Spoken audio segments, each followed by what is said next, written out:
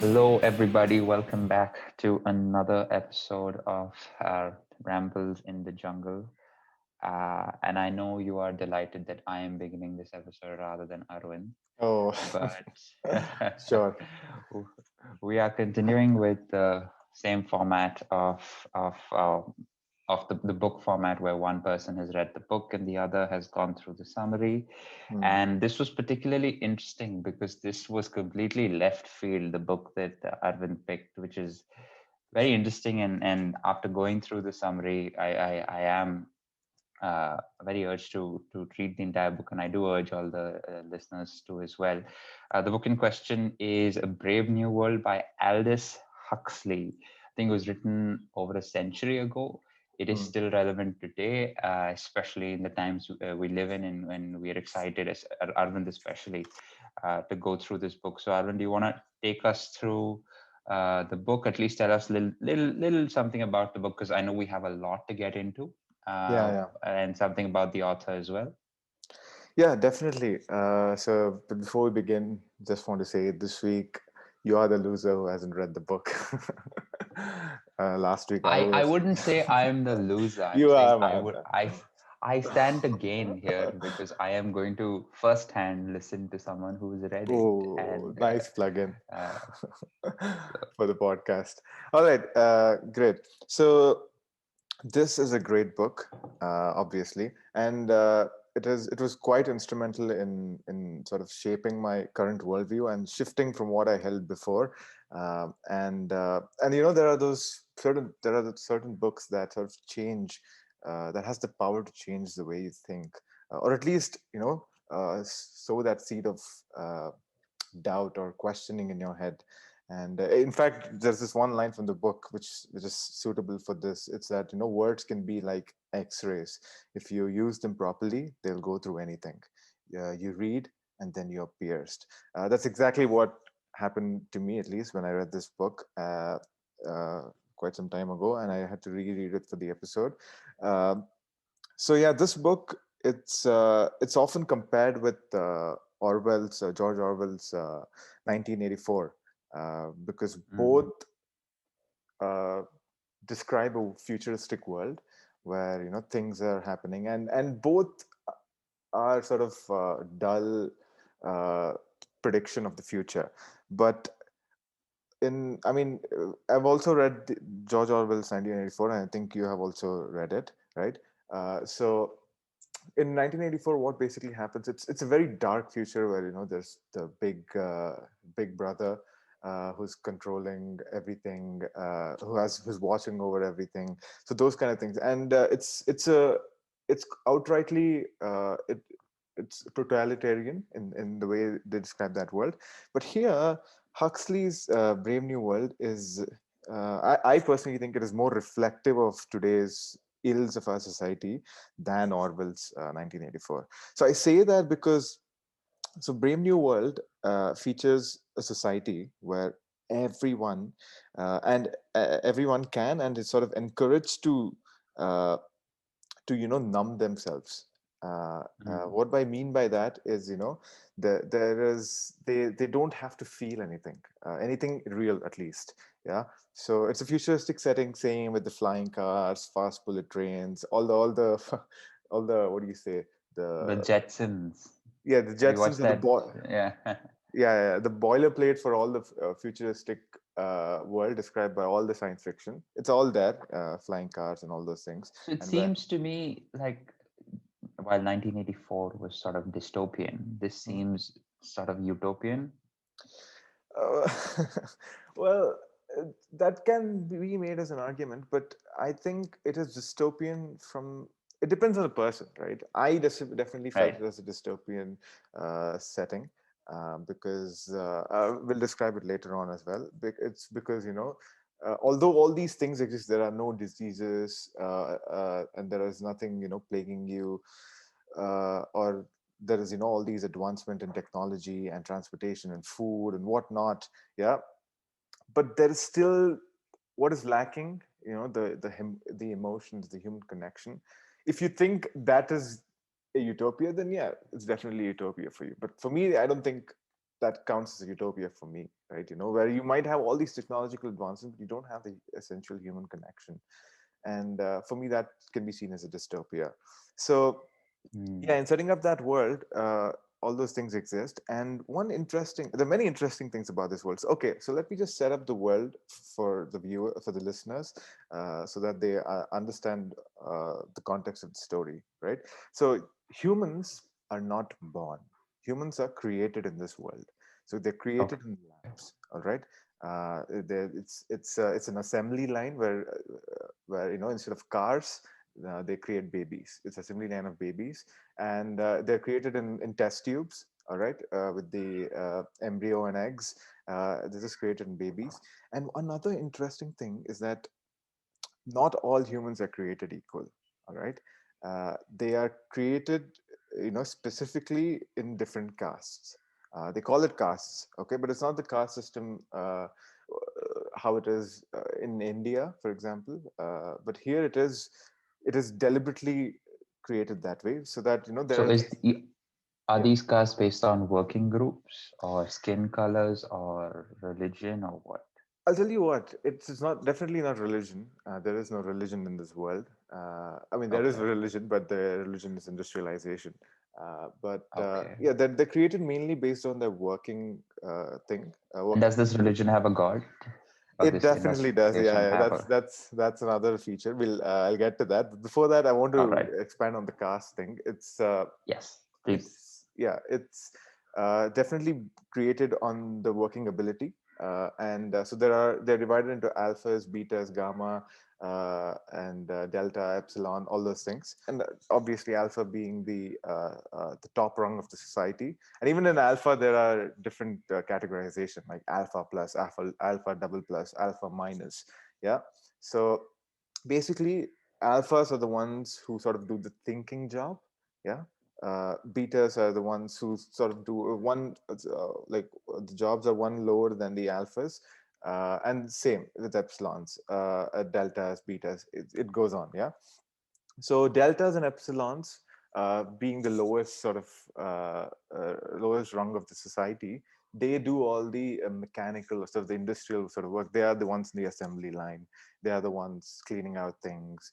They are the ones being the butlers or waiters at restaurants. So those kind of things. Yeah. So they are that. Another interesting thing is that you might think, okay, when the story progresses, maybe all these deltas or epsilons arise and get are awakened and form some sort of a create some sort of a revolution or something. It's not the case, because not these the place where these humans are created, the labs, they're called hatcheries, all right. They're not just created there, but they're also conditioned. This is the key word and the key thing across the book. Yeah. These humans are not just created, they're also conditioned. So alphas are conditioned to think in a certain way, betas are conditioned to think in a certain way, and so are deltas and epsilons. So they don't necessarily realize that they're missing out something. Like, for example, deltas, Mm. if they're doing all this cleaning work or whatever, they don't feel like they're missing out something, because that's the way they are conditioned. Yeah. So So that is what. how would a delta be conditioned at a young age to avoid rebelling at an older age? Yeah. So delta, okay. uh, this is how a beta is, for example, conditioned. All This right. is directly a quote from the book. So the way they're conditioned is they have these sleep teaching. So when they are sleeping, as even from infants till they are 20 years old, whenever they're sleeping, they play these things under their pillow, like all these recordings of things. And one of the recordings for betas are, I quote, "Don't play with delta children, and epsilons are too stupid to be able to read or write. Besides, they wear black, which is such a beastly color. I'm so glad I'm a beta." So this kind of conditioning, and it's repeated over That your thousands and reading thousands. voice? No, this is how this is my conditioning reading voice. If I Oh, would okay. condition someone, this is how I would condition them. Like, the slow, gentle sleep, hypnopedic kind of thing. Yeah. So this is how they are conditioned, and in their sleeps. So, and there are a lot of conditioning teachings like this. There is everyone belongs to everyone else. Ending is better than mending. Progress is lovely. When the individual feels, the community reels. So there's so many of these conditioning that they go through throughout their childhood, adolescent, and even till they're the age of 20. So by the time that they reach 20 years old, all these things are conditioned. So all their decisions are based on these conditioning. And the director of the hatcheries has this quote, which is, he says this rather too proudly. He says, "The child's mind is the suggestions, and the sum of the suggestions is the child's mind. Not the child's mind only, but the adults too, all his life long. The mind that judges, desires, and decides, made up of these suggestions. But all these suggestions are our suggestions." So That sounds like a director's voice. yeah, so that is how this world is defined. Yeah, so that is one feature where they're all conditioned. The other thing is there isn't like world what do you say, there isn't one leader or one big brother like in George Orwell's 1984. But there There is is. sort of like a father figure or a founding figure, right? And while reading the summary of the book, I think it came across that as um, the father, so to speak, of industrialization, Henry Ford. So I just wanted to ask about why would they pick someone like that and not maybe the leader of a political leader who started this, because this usually seems like something that would be started at a political level, at a socio-economic level, in the form of a political ideology like either communism or socialism or something which is very trapped in terms of its the freedoms that they offer to people, and not sort of seen as a capitalistic domain where the father of an industrialization sort of setting would give this. So question is, why Henry Ford is the founding figure? Yes. So there are, in terms of leaders, there are leaders, but they are called controllers, world controllers, and there are 10 of them, and each for some region. Like there is for European region, for the Asian region. So that kind of regions, and there are controllers. There are 10 of them, and. As to the question of why Ford is worshipped, because this, as I mentioned earlier, is a society that is based on industrialization. And who is the father of industrialization? It's Henry Ford, right? When he created Ford, he he started manufacturing cars pretty quickly on the assembly line. And he was sort of the inventor, no, like he's sort of the proponent of the assembly line, right? So this world is very industrialized in terms of everything, not just cars or food. It's industrialized even in terms of emotions, in terms of creating humans, right? Like I said, babies are created on an assembly line, and even the word mother, father, born. These are sort of conditioned to them. They, first of all, they don't know what it means, and for the people who do know that, like alphas, they are sort of, they get nauseous whenever they listen to that word, mother, father. They think it's blasphemous. Yeah, and it's a world that is sort of based on consumption, and that is the key of capitalism or industrialization, right? Consumption is uh, is what drives these kind of societies. So that's why Henry Ford is sort of seen as the father.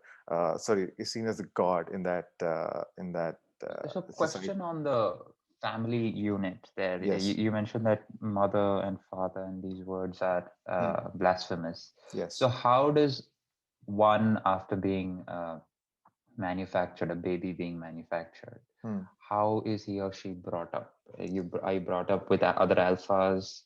Are you part of a family unit? How does that So work? yeah, so there is no family unit. Yeah, and okay, here's a question for you. If you were one of the leaders of the world, in Mm. this world, and your prime main goal is, is to ensure that people are consuming, and people are, always, people don't think for themselves. Yeah. Mm. How would you design this world? Yeah. I would put a gun to their head at every point. uh, so you might mean that you put a literal gun at them, right? Right. Yeah, but in this world there is a gun, but it's not literal gun to their heads. Yeah. But yeah, so they've designed this world in such a way that they aren't allowed to think for themselves, and and not even for a moment they can be alone by themselves. Yeah. So the family structure, how it works is, first of all, there is no family. So as soon as they're manufactured, as soon as they're infants, like, they are put in along with the other people of their caste. And it's not like it's a community where there's a leader, elders, and all those things. It's all in that factory, hatchery. Yeah. All these alphas, like 60,000 alphas or whatever the number is, they all grow up in that room, or in that building. Like one floor is for conditioning on food, the other floor is conditioning on clothes, conditioning on thinking, all those things. So there are different floors for different things. So they're all, it's sort of a cattle, they're raised as a herd. Mm. Yeah. So that's how that's how they're done. And as when they're adults, there is no family, there is no mother, father, there's no brother, sister. It's all people and friends around you. Not even friends, there's just people around you. And as you mentioned, this is a society that is extremely promiscuous, and this promiscuity is not like a bug in the system, but it is a feature of the system. Yeah. And uh, how young does it start? it starts very young, and there are these talks that, when in those conditioning sleep teaching sessions, there are also talks of these, enabling promiscuity at the age of 7 or 8. Wow. You know, so because, see, they are designing a world where people are never alone. They're always with someone. They aren't allowed to feel anything. And even when even at the moment when they actually feel something human, like anger or hate or disgust, there is this something called as soma in the world. So what is the soma? Mm. Soma is a literal drug. All right. It's a literal drug. And everybody is issued that, and every single day. So the world controllers are giving these soma. So what does this soma do? It sort of takes you out from that moment, whatever you're thinking. Like, if you're angry, if you take soma, you're out of that moment, and you're all blissful, happy, and you're looking at the world. It's basically It's what do you like say? weed. Yeah, it's like weed. I think even more powerful, and it has lasting effects, right? So that is what soma is, and it is issued to every single person in the society. Oh, age no bar. Age no bar. And they're also conditioned to think about soma in different way.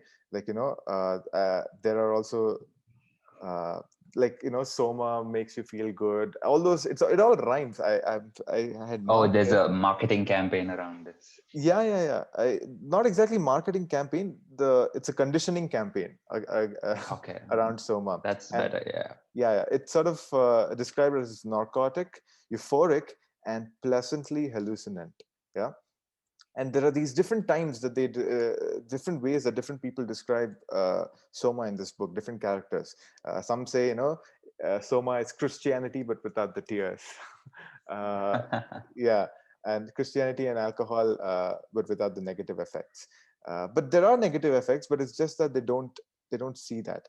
And when we think about that, think about soma in context with our present world, I think we could Hmm. best relate it to, yeah, obviously we can directly relate it to alcohol and drugs, but even more subtly, I think it's the drug of cheap consumption.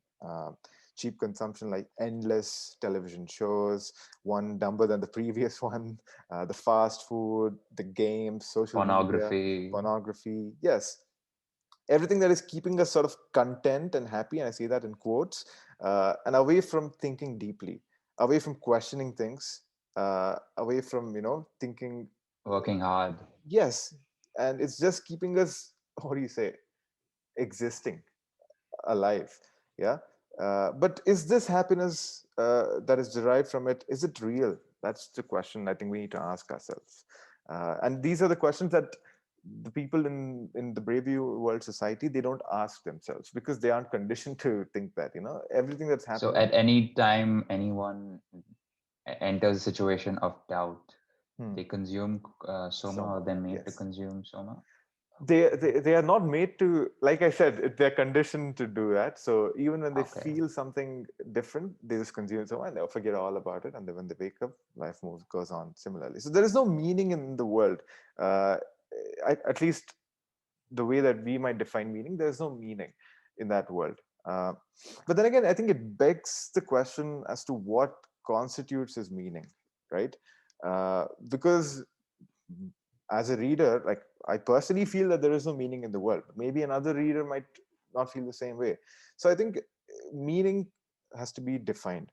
Uh, I know it's a hard question, but what do you think meaning constitutes for you?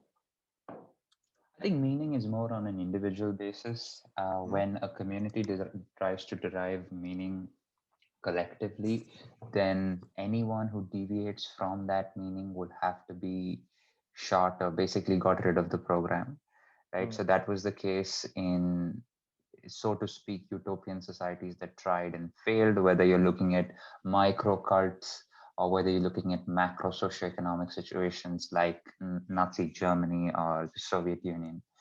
Um, and this is very similar to that, where you have an objective that is collectively derived, where in this case we want to continue industrialization through micro consumerism, and Hmm. anyone who deviates from that is issued is conditioned to consume a mind-numbing drug, so that their individual goals or individual meaningful pursuits realign with collective meaningful pursuits. So to answer your question, I think that you need to have a certain amount of freedom in society, which is to an extent there in, or to a significant extent compared to the book, certainly, and compared to, say, 100 years ago, is there in modern society, where if I have the meaningful pursuit of doing X, I Hmm. should be allowed to do that, even if it does not align with the collective objective, because the collective objective does not overlap with mine.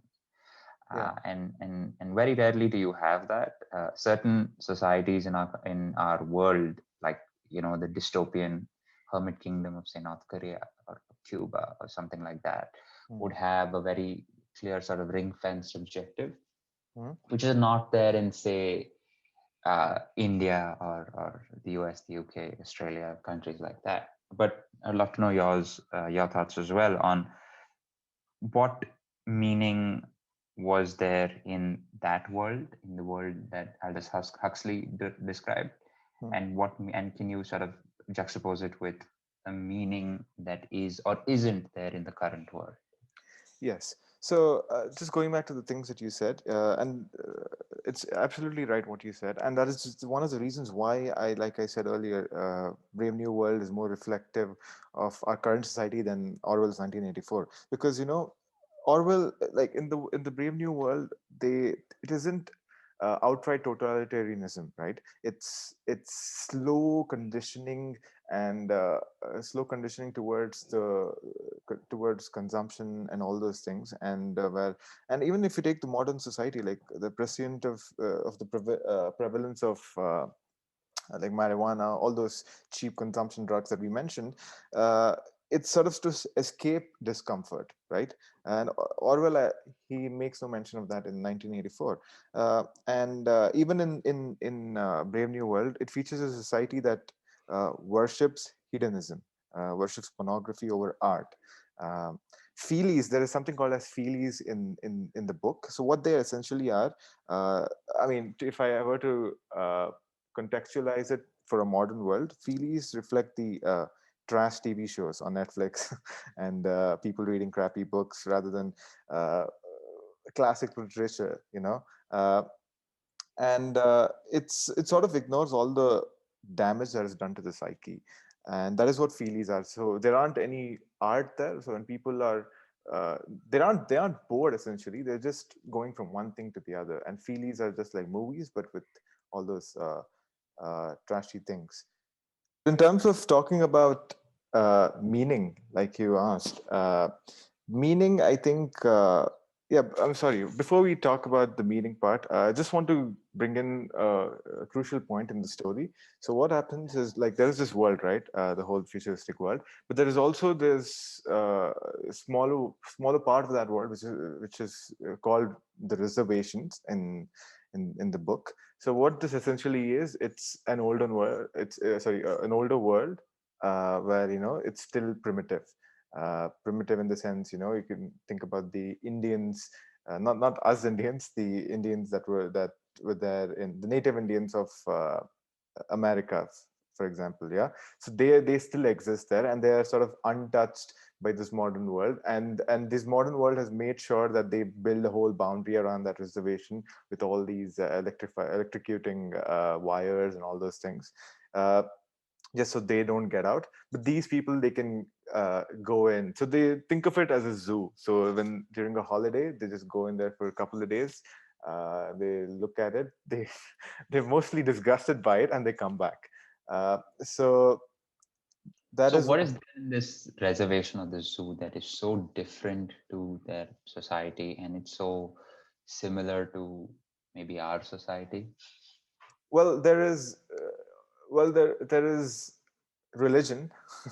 That's the biggest thing. There is religion. There's rituals. There are diseases over there, and there are people existing primitively. Not early man kind of primitive, but primitive in the where society, uh, where they are still hunting for food, and there's obviously fire and all those things.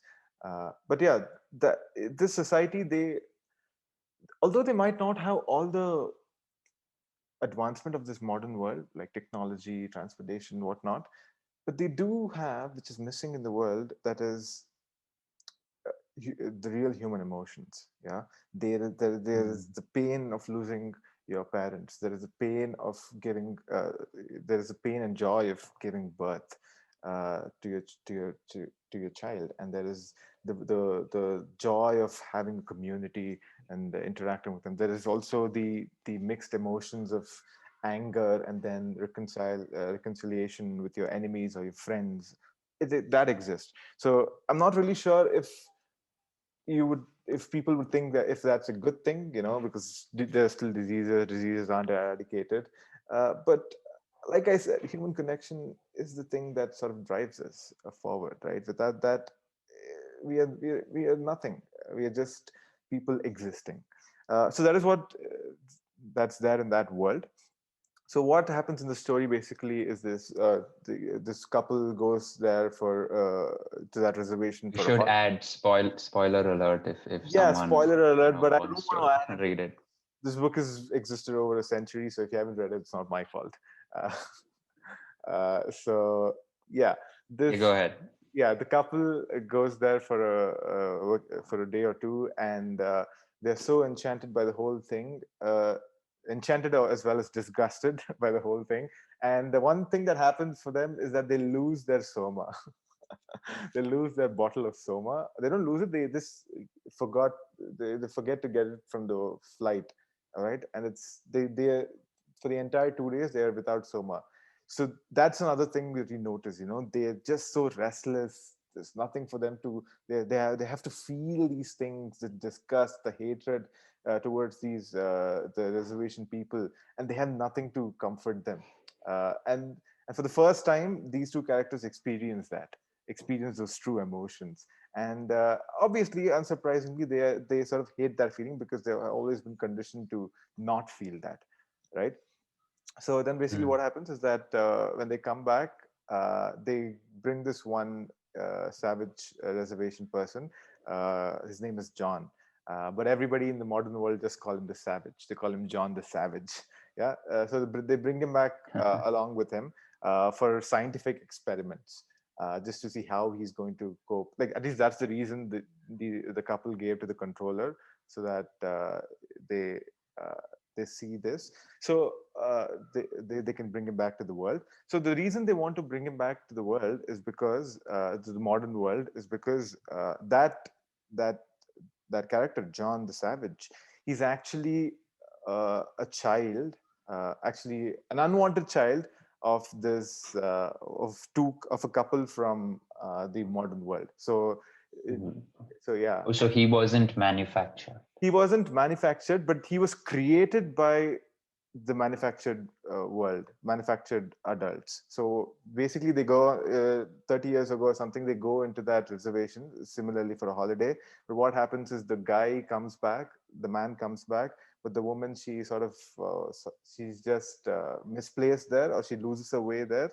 And this guy, he waited for a while, but then she didn't come back, so he just left. So she was left in the reservation, and during their copulation, I think something went wrong, and uh, she had a baby, like a world. Population, that's a good word. Yeah, that's how it was described. Yeah, so and she has the baby in the reservation. All right, In like a very natural way. in a very natural way. But again, remember, she is a member of the modern world. She has no idea about birth, and she has idea of it, but she's disgusted by it because she's conditioned to think that giving birth, mother, father, all those things, it's disgusting, right? So she's surprised with the size of her belly. She's like, what's happening to me? She is, and everything. No, she knows that because there are these drills that are sort of contraception drills that are again conditioned into their heads. So even in the wildest of days, they don't forget to do their contraception drills. But here again, something might have gone wrong. So that's why she knows that there is a baby in her belly and all those things, obviously. But she's just not used to that whole feeling. Okay, but yeah, the baby is born, and his name is John, and he's the one who's coming back. So basically, they want to bring him back to so that they can meet his father in this modern world, who's the head of the hatcheries, the manufacturing unit. Yeah, so that's why.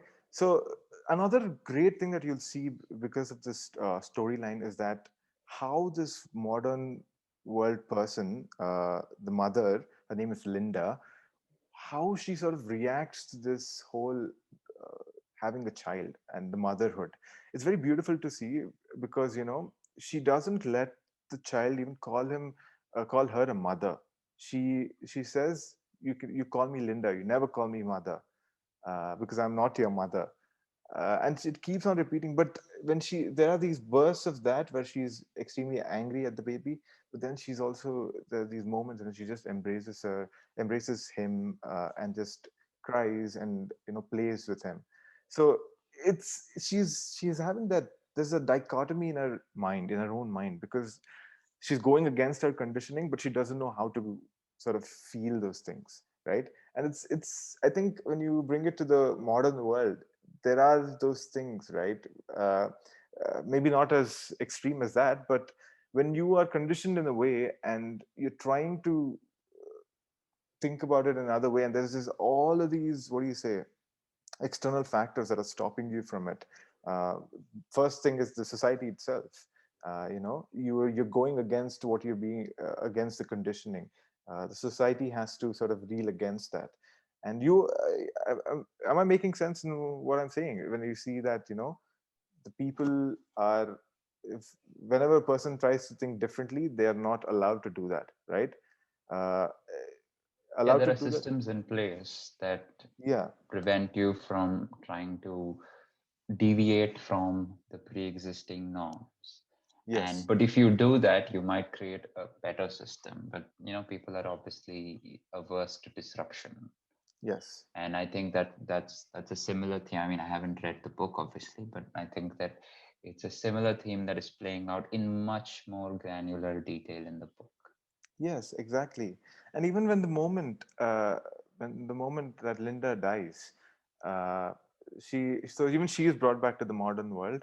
But like I said, there is no aging in this modern world. Right? Everybody's Mm. still hot and young. At least the alphas. Oh, Yeah, at least the alphas. The betas. They're all designed like gamma. deltas. That's so they're even their bodies, they're designed in sort of a dysmorphic way, so that they know, and they all live in different, like just like a caste system, and they all live in different areas of the world. So this Linda was an alpha. Uh, so when she's brought back, she's obviously not young, right? She has aged in the reservation, and she's all fat and flabby, and So if they reach a certain age, are they euthanized, or then they're they have to not leave? euthanized. Well, surprisingly, they don't talk about how they die, but there are these uh, chambers for death. Okay. There's this. I forgot the exact name, but there's a tower for death where they're just taken there and they are burnt. All right, and they use that gas for something else. Okay. Yeah, so it's all around consumption, man. Nothing goes to waste. Uh, Fuel of life. yeah, and one of the characters brings that out. At the end, when they're all burnt, alphas are no different than the betas. Betas are no different than the gammas, and the other person has no reply to that. You're like, don't be stupid. And Take some soma. yeah, take some. Exactly, that's exactly what happens. uh, yeah. So yeah, both of them are brought back to this world to meet, and again, that's another beautiful thing to watch. How this modern world reacts to them. They think of them as beasts and all those things. And the moment when Linda is dying, she dies in the modern world. She's taken to that death tower. uh, Obviously there is no family comes there to visit you, because there are no families. But here, when she's dying, there's John, right? His son, sorry, her son. uh, so he goes there as soon as he hears that his mother is dying. So first of all, they have no idea of visitors, because nobody ever visits the dying people there. But when he goes, he creates a whole sort of ruckus over there, and saying that, like, how you might see in the modern world, like, I mean, in our world, that, "Oh, get the doctor, she's dying." But he does that, but because that's the natural instinct that he had to save his mother, the one who And created. he's not conditioned otherwise. Yes, exactly. He's not conditioned otherwise, but he's doing that in the modern world, unfortunately, right? And there is, and the modern world, they're reacting to him very differently. They're saying, yes, he's meant to die. It's fine. Everybody dies. So they repeat the condition that everybody dies and everybody are born again, or created again. So those kind of things, right? And that was a beautiful moment where he is the one who's he is also displaying that human emotion, and she, previously a member of the modern world, she is also displaying that human emotion. So that was a beautiful moment. And so towards the end, the crucial chapters of the book, I think, is chapter 16 and 17, where it's just a conversation between uh, the savage, John the Savage, and the world controller of Europe. His name is Mustafa Mond, and Oh, he they sounds have like a this. Bond villain. Yeah. So they just have a conversation, all right? And the conversation is exactly what you were going to. I know I took a long journey to answer your question, but yeah, they talk about meaning. John here is saying that the modern world, it might have all these things, but it has no meaning. And Mustafa Mon agrees. He agrees, and yet he says, he acknowledges that by saying, I quote. Actual happiness always looks pretty squalid in comparison with the overcompensations for misery. And of course, stability isn't nearly so spectacular as instability. And being contented has none of the glamour of a good fight against misfortune, none of the picturesqueness of a struggle with temptation, or a fatal overthrow by passion or doubt. Happiness is never grand. He agrees to that, and yet he keeps saying that, but it is required for the stability of that world. And he says that, if people start to look at old things, and sort of look at the old things as beautiful and classic, then they will never buy new things. And he says, Mm, and mm. and people need to keep buying new things, for the society to keep functioning over and over, just smoothly.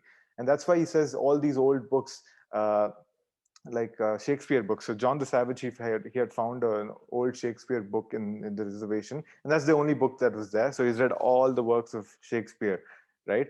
And here the nobody has read the works of Shakespeare, and nobody knows about Shakespeare, but the controller knows about him because he's the one who creates the rules, so he knows that there's a Shakespeare, and he's also read the works of Shakespeare.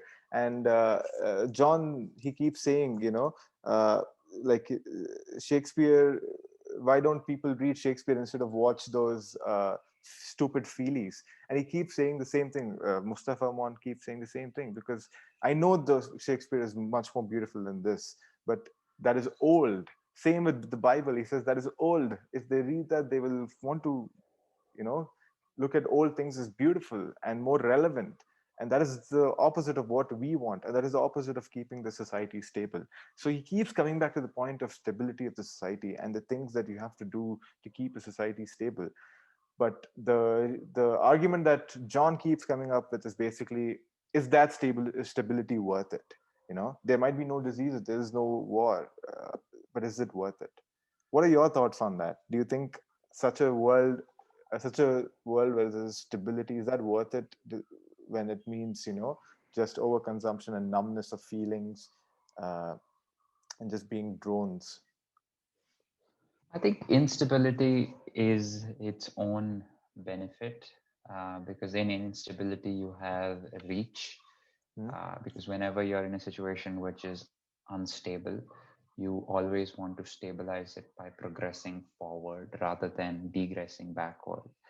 Um, and I think that's important in worlds that are so rigid and robust, where so that this is the system and we have to follow it because this is how we maintain stability. There are more things that can destabilize you, Hmm? so you have to control for everything, which is only possible if you are an authoritarian or if you live in an authoritarian such situation, which this world I think describes. um, but if you want to have another world where you you are constantly achieving just a marginal stability, Hmm? then you have to control for far less things, and you Hmm? can allow people to be to a certain extent free. Hmm? And that creates a lot of growth, and Yes. and and that's to an extent there in the world that we live in, and to a significant extent absent, actually to 100% degrees absent in the world that Huxley describes. Yes. And even sort of going back to the meaning question, think about all the times when, we both, uh, when you both used to run all those long distances and cycle or swim those long distances. Think about all the times when people asked us why, like, why are you killing yourself? Why are you doing this? And we always thought that, they don't understand it because I don't know. I just felt that way. I'm not sure about you, but I just felt like they won't understand because what I essentially felt was that, the joy that you get out of doing these hard things, doing the uncomfortable things, bearing that with patience, that is more beautiful. And this whole goal of, the modern world, even in our world, the whole goal of uh, pursuit of happiness, I think it's wrong. It should be the happiness of pursuit. That is the thing that is important. That is the thing that gives us meaning. uh, right? Don't you agree to that point of the happiness of pursuit rather than the pursuit of happiness? I think that there also needs to be a pursuit of independent meaning, and it should be separate from yours, separate from mine. And if that gives you happiness, great, right? And you will only pursue anything that is meaningful if it gives you some sort of benefit. Nobody's going to pursue anything Yes. uh, without any sort of benefit. So that benefit can be making them happy, making them healthy, making them wealthy, anything, right? So and collectively it will get you better than where you started. And if you can prolong that as much as possible, Yes. and also reach a point where you have, it's measurable, meaning that if I've passed the hurdle, I have achieved it. Hmm. That doesn't mean I should stop. It means I should set another goal, and that's how we should take it forward from there. Yes. So basically, not living in comfort, at least for long periods of time, right? Uh, and I think that's how this conversation between the two of them, John and Mustafa Mond, ends. John, Mustafa Mond says that, we prefer to do things comfortably. But John, he says, very adamantly, but I don't want comfort. I want God. I want poetry. I want real danger. I want freedom. I want goodness. I want sin. And to that, Mustafa Mond, in fact, you're claiming the right to be unhappy. And again, John replies, all right, then I'm claiming the right to be unhappy. Mustafa Mon says, not to mention the right to grow old and ugly and impotent, the right to have syphilis and cancer, the right to have too little to eat, the right to be lousy, the right to live in constant apprehension of what may happen tomorrow, the right to catch typhoid, the right to be tortured by unspeakable pains of every kind. There was a long silence. I claimed them all, said the savage at last. So that's how that particular chapter ends, and their conversation ends, saying, he is willing to claim them all those uncomfortable things, if it means, he can pursue beauty, or he can pursue God, or he can pursue those things. Uh, Pursue whatever he wants without anyone holding a gun to his head. yes. So that's I think a very good way. Those two chapters, even if you Akash, I know you have read the summary, but if you can ever get a hand over that book, those two chapters are really good. The way the conversation happens. Definitely. Yeah. And after listening to you, I think both myself and the listeners would definitely be intending on going to Amazon right now and purchasing the book. Yes. And Obviously. So that's a form of consumerism, but it's fine. It's helping you. It's a classic. You're diving deep into utopian dystopian world, which is wonderful. yeah, and that's. I mean, definitely go read the book. It's amazing. And in terms of what we should do as people in this world, in our world, what we should do is actually, what I think is, we need to first sort of identify the conditioning, identify our own conditioning, right? And that is something very hard to do. I agree. I'm not saying that I've done it myself, but I've done it to a certain extent, and that is absolutely required. uh, latest New York Times headline, one of the latest New York Times article, I don't know if you know about this, Akash, was, uh, don't do critical thinking, was the title of that article, and it wasn't like a clickbait or anything. He literally meant don't be a critical thinker, because that might harm the stability of the society, right? And that is see, that is what we are up against, and it's highly effective, and it's really the thing that you should do is, you should sort of identify your own conditioning. And I think I can go back to the story, which I've said multiple times, to you, Akash, and to all the people that we work with. The story about that fish, about those fishes in the water. Uh, they are swimming. There are these two young fish swimming along in the water one day, and the older fish happens to pass them by, and the older fish says, "Morning, boys. How's the water?" And the two fish swim along for a while, and the one fish looks over to the other and asks, "What the hell is water?" Right? So that basically means that we don't know the things that are conditioning us, the things that are around us. uh, I think we are still working on our default setting, our default conditioning. Once we identify that we have been conditioned through culture, media, family, all those things, it's up to you to decide, if that is the right thing for you, or if that's making you uh, comfortable or uncomfortable, what it is. And identifying that is very important. Thoughts on that, Akash? I think that's a good three things that you've sort of given here: life lesson, a sign of caution, and a wonderful book recommendation. Yeah. So I think there's a lot of gems in this conversation. Yes. And Yeah. I mean, and we didn't go into the story of it, because it was not required of how the book, the how the theme story. was important, Yes. and that came through.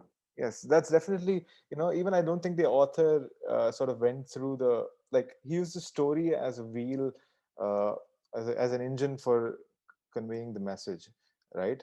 And that's another thing, I feel that non-fiction, sorry, fiction sometimes offers, uh, not sometimes, always offers more than non-fiction. That's my personal view. I don't know. I think it might be against that, Akash, but that's what I think.